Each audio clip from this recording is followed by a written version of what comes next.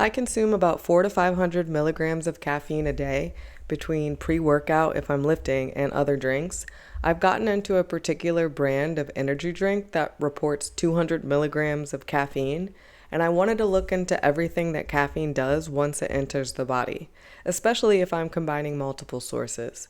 After ingestion, caffeine is rapidly absorbed by the GI tract into the bloodstream. Caffeine distributes throughout the entire body rather than localizing its effects. Once in the bloodstream, caffeine increases the respiratory rate and the rate of blood circulation. Caffeine has several other names, but is usually noted as caffeine in modern ingredient lists.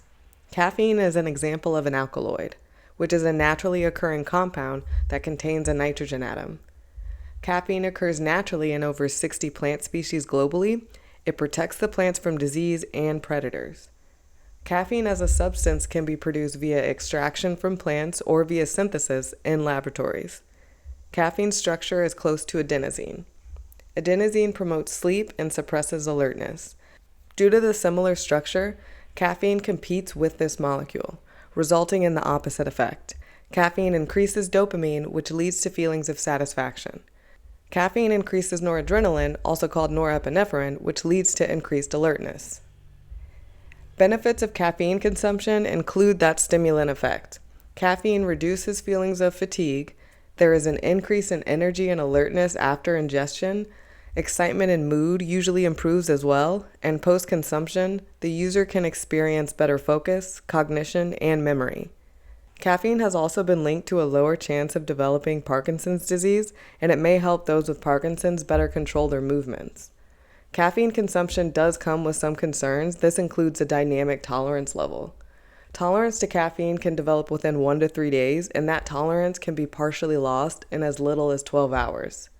Caffeine does cause higher blood pressure, even if it is temporary. In some users, caffeine can cause negative behavior like insomnia, irritability, and anxiety. People tend to self-limit when behavioral results are negative, but that can only happen when you are aware of what you are consuming and how it could possibly affect your mood and your health. Is caffeine still effective for your purposes if you are experiencing symptoms like insomnia, irritability, or anxiety? The US FDA and the European Food Safety Authority recommend less than 400 milligrams daily. Consistently consuming 500 to 600 milligrams of caffeine daily can reportedly lead to significant health risks. Going over recommended limits or sudden stopping of caffeine consumption can lead to hypertension, headache, dehydration, and palpitations.